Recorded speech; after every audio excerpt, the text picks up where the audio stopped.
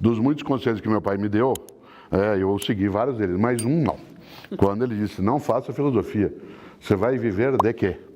Eu disse, de filosofia. E aí ele disse, você vai viver de quê? Né?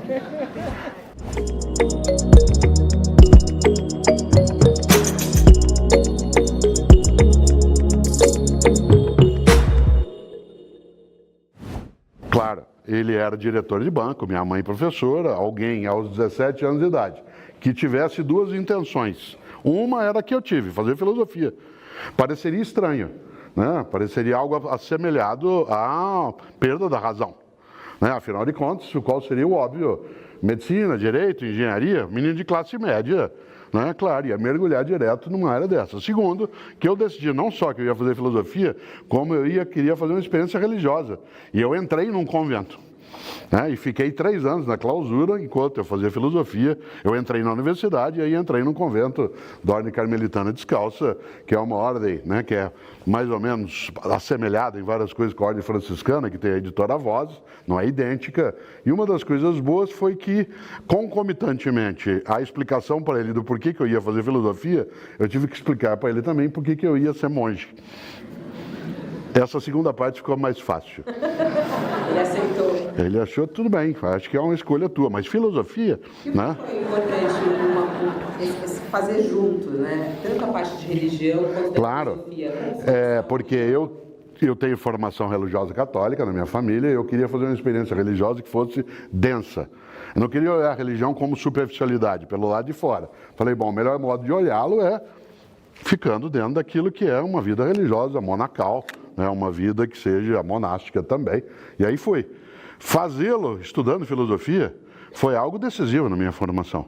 Porque eu não só convivia com outras pessoas que também estudavam isso, porque no clero católico, aqui quem é sacerdote, né, ou quem nos ouve, sabe muito bem disso. No clero católico é necessário fazer filosofia como graduação e depois teologia.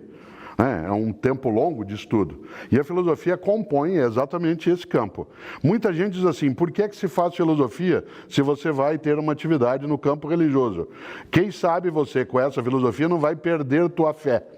Essa é uma das intenções. Não que você perca, mas que você possa submeter aquilo que entende como sendo tua vocação, teu modo de vida, a um pensamento mais balizado, mais meditado. Porque a filosofia, de fato, nos coloca algumas indagações, né, que o mundo da fé, não o mundo da teologia estrito sensu, mas o mundo religioso da fé, ele fica mais abalado. Haja vista que, por exemplo, Bertrand Russell, que eu acabei de citar, era um grande matemático e era ateu. Né? E o que acontece, né? Eu recebi já recentemente até um e-mail de um ouvinte, professor Cortella, que falou isso. Ele é católico e ele começou a estudar filosofia. E cada vez que ele estuda mais e avança na filosofia, ele dá um passo atrás na religião. Estudar filosofia, mergulhar na filosofia, te afastou da religião? Pode fazer, né? Para algumas pessoas, a mim não. Né? O estudo da filosofia me marcou mais pela necessidade de ter um pensamento mais meditado, né? Mais estruturado, mais sistemático. E a religião tem essa possibilidade também. Nós não podemos esquecer que uma boa parte dos pensadores na área de filosofia, eles não tinham a marca do ateísmo, por exemplo, nem tinham a ausência de uma prática de religiosidade. O ateísmo metodológico, né, que é um termo até técnico que a gente usa, ele será mais característico do século XVIII e XIX. Né? Se você olhar, quando Sócrates faz o enunciado em relação àquilo que é a base da filosofia socrática, que é o conhece-te a ti mesmo, isso é algo que ele leu no templo de Apolo, e que ele enuncia como sendo uma orientação de Apolo. Portanto, filosofia e religião andaram de braços dados por muito tempo. E elas ainda o fazem. Não é que muita filosofia te afasta e pouca te deixa dentro. É que uma pessoa que tem religião, que não é meditada, não é consciente, não é autônoma, ela se enfraquecerá nisso com qualquer coisa. Não precisa ser filosofia. Pode ser um pouco de psicologia, um pouco de física, um pouco de cosmologia. Né? Você já se lembra, a gente já conversou sobre isso em outros momentos, eu costumo lembrar sempre, religião não é coisa de gente tonta, religião é coisa de gente. É que tem gente que é tonta e gente que não é. Tá? Você tem gente que é tonta na filosofia, na política, né, na imprensa, né, em qualquer lugar.